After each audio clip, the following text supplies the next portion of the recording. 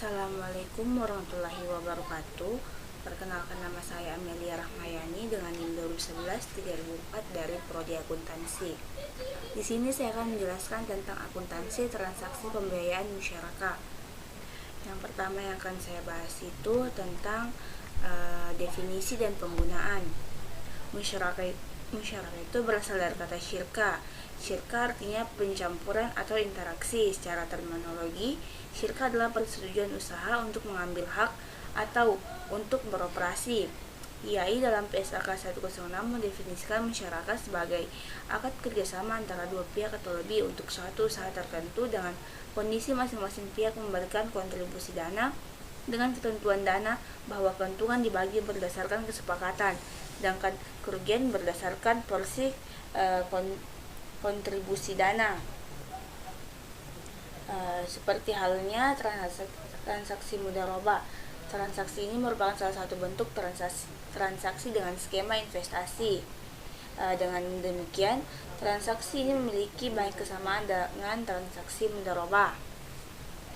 Yang kedua, tentang ketentuan syar'i rukun transaksi dan pengawasan syariah transaksi musyarakah.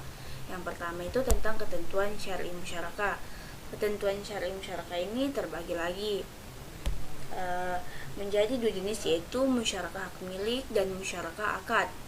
Musyarakah hak milik itu adalah persekutuan antara dua orang atau lebih dalam kepemilikan salah satu barang dengan salah satu sebab kepemilikan seperti jual beli, hibah atau warisan. Sementara itu untuk musyarakah akad yaitu akad kerjasama dua orang atau lebih yang bersekutu dengan dalam modal atau keuntungan. Nah, dalam musyarakah akad ini terbagi lagi dapat diklasifikasikan yaitu atas musyarakah inan, musyarakah abdan, musyarakah wujud, dan musyarakah muafatah. Musyarakah inan itu adalah kerjasama antara dua orang atau lebih dengan modal yang mereka miliki bersama untuk membuka usaha yang mereka lakukan sendiri, lalu berbagi keuntungan bersama. Musyarakah abdan itu adalah kerjasama antara dua pihak atau lebih dalam usaha yang dilakukan oleh tubuh atau praktik mereka, seperti kerjasama sesama dokter di klinik, sesama tukang jahit, atau sesama akuntan atau konsultan.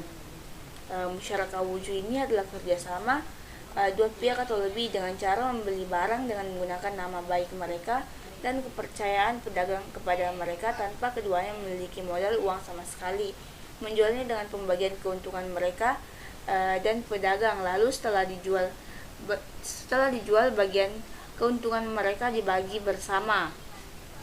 Adapun untuk masyarakat mufawadah adalah masyarakat di mana para anggotanya memiliki kesamaan dalam modal, aktivitas, dan utang piutang dari mulai berdirinya musyarakah hingga akhir, atau jika asas persamaan tidak terpenuhi kategorinya masuk pada musyarakah inan.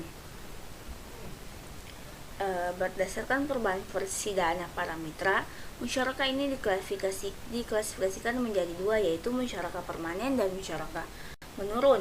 Musyarakah permanen itu adalah musyarakah dengan ketentuan bagian dana setiap mitra bersifat tetap hingga akhir masa akad, sedangkan musyarakah menurun itu disebut dengan musyarakah mutanakisha, yaitu musyarakah dengan ketentuan bagian dana salah satu mitra akan dialihkan bertahap kepada mitra lainnya, sehingga bagian dananya akan menurun, dan pada akhir masa akad mitra lain tersebut akan menjadi pemilik penuh usaha itu. Adapun untuk rukun transaksi musyarakah, yang pertama itu ada transaktor. Transaktor ini adalah pihak-pihak yang terlibat dalam transaksi musyarakah harus cakap hukum serta berkompeten dalam memberikan atau diberikan kekuasaan perwakilan. Para mitra harus memperhatikan hal-hal yang terkait dengan ketentuan syariah transaksi musyarakah. Berdasarkan Fatwa DSN nomor 8 tahun 2000, disebutkan bahwa setiap mitra harus menyediakan dana dan pekerjaan serta setiap mitra melaksanakan kerja sebagai wakil. Setiap mitra memiliki hak untuk mengatur aset musyarakah dalam proses bisnis normal. Terus yang kedua itu ada objek musyarakah. Objek musyarakah ini meliputi 3 aspek, yaitu modal. yang disebutkan bahwa modal yang diberikan dapat berupa kas atau aset non kas. Modal kas dapat dalam bentuk uang tunai, emas, perak, dan setara kas lainnya yang dapat dicairkan secara cepat menjadi uang. Adapun modal berupa aset non kas dapat berupa barang perdagangan, properti, aset tetap, dan aset lainnya yang digunakan dalam proses usaha. Yang kedua itu tentang kerja. Partisipan para mitra dalam pekerjaan merupakan dasar pelaksanaan musyarakah. Tetapi kesamaan porsi kerja bukanlah syarat. Seorang mitra tidak boleh melaksanakan kerja lebih banyak dari yang lain, dan dalam hal ini ia boleh menuntut bagian keuntungan tambahan bagi dirinya. Setiap mitra melaksanakan kerjaan dalam musyarakah atas nama pribadi dan wakil dari mitranya. Kedudukan masing-masing dalam organisasi harus dijelaskan dalam kontrak. Mitra yang aktif mengelola usahanya disebut dengan mitra aktif, sedangkan mitra yang tidak ikut mengelola usahanya dan menyerahkan hak pengelolaannya pada mitra lain disebut dengan mitra pasif. Yang ketiga itu tentang keuntungan dan kerugian. Dalam hal keuntungan musyarakah ini, DSN mewajibkan para mitra untuk menghitung secara jelas keuntungannya untuk menghindarkan perbedaan dan sengketa pada waktu alokasi keuntungan maupun ketika penghentian masyarakat. Dalam hal kerugian ini, DSN mewajibkan kerugian dibagi antara para mitra secara proporsional menurut bagian masing-masing. Apabila rugi disebabkan oleh kelalaian mitra pengelola, maka rugi tersebut ditanggung oleh mitra pengelola usaha tersebut. Rugi karena kelalaian mitra pengelola diperhitungkan sebagai pengulang modal mitra pengelola usaha, kecuali mitra mengganti kerugian tersebut dengan dana baru. Adapun yang ketiga itu tentang ijab dan kabul. Ijab dan kabul ini dalam transaksi musyarakah harus dinyatakan oleh para pihak untuk menunjukkan kehendak mereka dalam mengadakan kontrak atau akad. Akad penerimaan dan penawaran yang disepakati harus secara eksplisit menunjukkan tujuan kontrak. Akad selanjutnya dituangkan secara tertulis melalui korespondensi atau dengan menggunakan cara yang lazim dalam suatu masyarakat bisnis. Adapun yang ketiga itu tentang pengawasan syariah transaksi musyarakah. Pengawasan tersebut berdasarkan pedoman yang ditetapkan oleh Bank Indonesia dilakukan untuk yang pertama meneliti apakah pemberian informasi secara lengkap telah disampaikan oleh bank kepada nasabah baik secara tertulis maupun lisan tentang persyaratan pembiayaan musyarakah telah dilakukan. Yang kedua, menguji apakah perhitungan bagi hasil telah dilakukan sesuai dengan prinsip syariah. Yang ketiga, memastikan adanya persetujuan para pihak dalam perjanjian pembiayaan musyarakah. Yang keempat, memastikan terpenuhinya rukun dan syarat musyarakah. Yang kelima, memastikan bahwa biaya operasional telah dibebankan pada modal bersama musyarakah. Dan yang keenam, memastikan bahwa kegiatan investasi yang dibiayai tidak termasuk jenis kegiatan usaha yang bertentangan dengan syariah. Alur transaksi musyarakah yang pertama dimulai dari pengajuan permohonan pembiayaan musyarakah pada nasabah dengan mengisi formulir permohonan pembiayaan. Formulir tersebut diserahkan kepada bank syariah beserta dokumen pendukung. Selanjutnya, pihak bank melakukan evaluasi kelayakan pembiayaan musyarakah yang diajukan nasabah dengan menggunakan analisis 5C, yaitu karakter, kapasiti, kapital, komitmen, dan kolateral. Kemudian analisis diikuti dengan verifikasi. Bila nasabah dan usaha dianggap layak, selanjutnya diadakan perikatan dalam bentuk penandatanganan kontrak musyarakah dengan nasabah sebagai mitra di hadapan notaris. Kontrak yang dibuat setidaknya memuat berbagai hal yang memastikan terpenuhinya rukun musyarakah. Yang kedua itu, bank dan nasabah mengontribusikan modalnya masing-masing dan nasabah sebagai mitra aktif mulai mengelola usaha yang disepakati berdasarkan kesepakatan dan kemampuan terbaiknya. Ketiga, hasil dari usaha dievaluasi pada waktu yang ditentukan berdasarkan kesepakatan. Keuntungan yang diperoleh akan dibagi antara bank dengan nasabah sesuai dengan porsi yang telah disepakati. Yang keempat, bank dan nasabah menerima porsi bagi hasil masing-masing berdasarkan metode perhitungan yang telah disepakati. Yang kelima, bank menerima pengembalian modalnya dari nasabah. Jika nasabah telah mengembalikan semua modal milik bank, usaha selanjutnya menjadi milik nasabah sepenuhnya. Terus ada cakupan standar akuntansi transaksi musyarakah bagi bank syariah atau mitra pasif. Ketentuan tentang perlakuan akuntansi transaksi musyarakah didasarkan pada PSAK 106 tahun 2007 tentang akuntansi musyarakah. PSAK ini menjelaskan tentang karakteristik musyarakah, pengakuan dan pengukuran seputar transaksi musyarakah, serta penyajian dan pengungkapan informasi pembiayaan musyarakah dalam laporan keuangan. PSAK ini membedakan akuntansi untuk mitra aktif dan mitra pasif. Menurut PSAK 106, mitra aktif adalah mitra yang mengelola usaha musyarakah, baik mengelola sendiri atau menunjuk pihak lain atas nama mitra tersebut. Adapun mitra pasif adalah mitra yang tidak ikut mengelola usaha musyarakah. Berdasarkan pembedaan jenis mitra tersebut, bank syariah dalam skema pembiayaan musyarakah yang diberikan cenderung masuk dalam kategori mitra pasif karena tidak ikut mengelola usaha musyarakah. Terus ada teknis perhitungan dan penjurnalan musyarakah. Yang pertama itu ada perhitungan transaksi musyarakah. Perhitungan yang diperlukan dalam transaksi musyarakah adalah perhitungan pengembalian bagian bank sekiranya jenis musyarakah yang digunakan adalah musyarakah menurun. Pada musyarakah menurun, mitra aktif atau nasabah pembiayaan secara periodik mengembalikan bagian bank. Adapun yang kedua itu tentang penjurnalan transaksi musyarakah. Dalam penjurnalan ini terbagi lagi. Yang pertama, saat akad disepakati.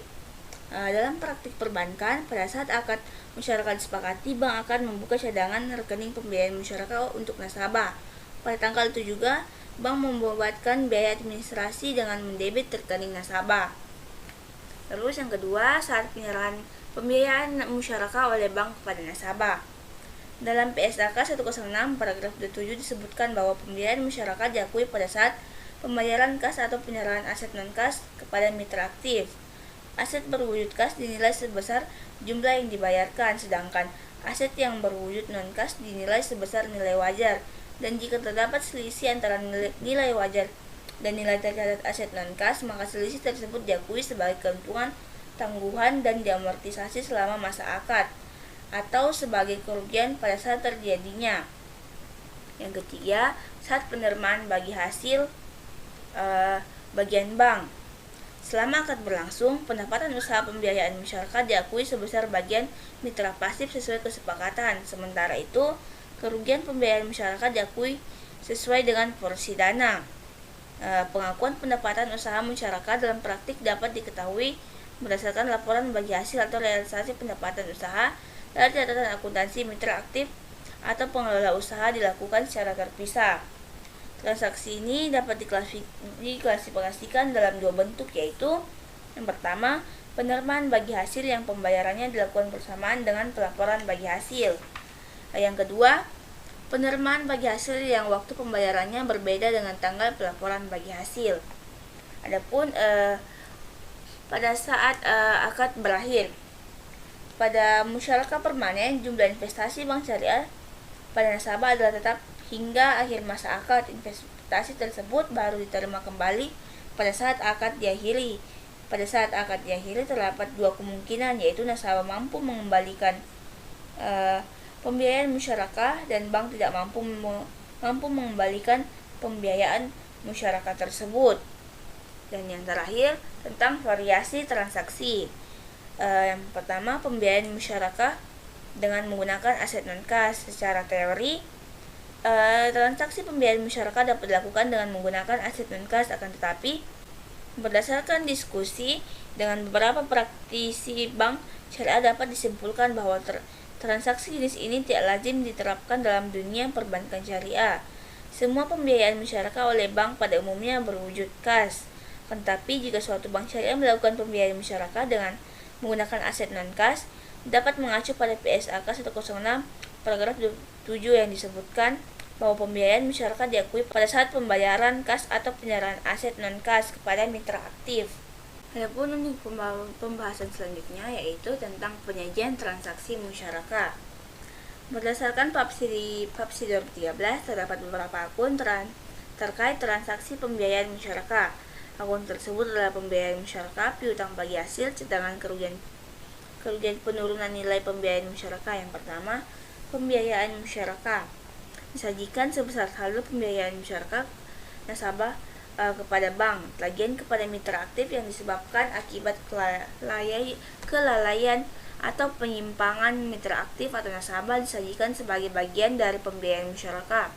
Pembiayaan musyarakah yang diakhiri sebelum jatuh tempo atau sudah berakhir dan belum diselesaikan oleh nasabah tetap disajikan sebagai bagian dari pembiayaan musyarakah. Yang kedua, piutang bagi hasil disajikan sebagai bagian dari aset lainnya pada saat nasabah tergolong performing. Sedangkan apabila nasabah tergolong non-performing, maka piutang bagi hasil disajikan pada rekening administratif.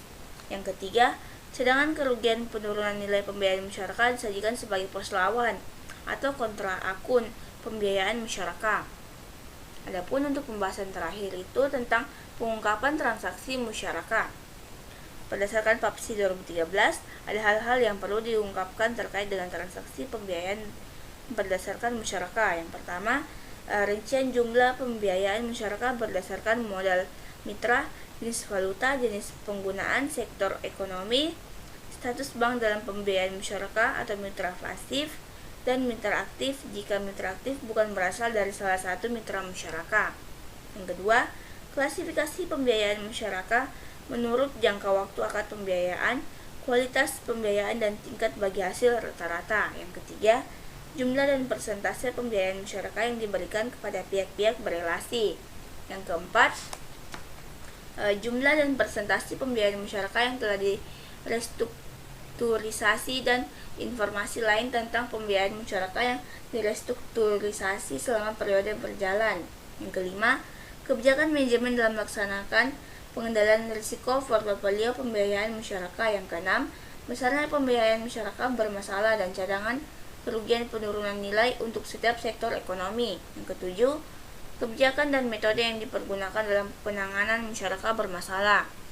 Dan yang terakhir, ikhtisar pembiayaan musyarakah yang dihapus, buku yang menunjukkan saldo awal, penghapusan selama buku tahun, penerimaan atas pembiayaan musyarakah yang telah dihapus bukukan, dan pembiayaan musyarakah yang telah dihapus tagih, dan saldo akhir pembiayaan musyarakah yang dihapus buku. Mungkin itu saja yang dapat saya sampaikan. Kurang dan lebihnya mohon dimaafkan. Billahi fisabilil haq, fastabiqul khairat. Assalamualaikum warahmatullahi wabarakatuh.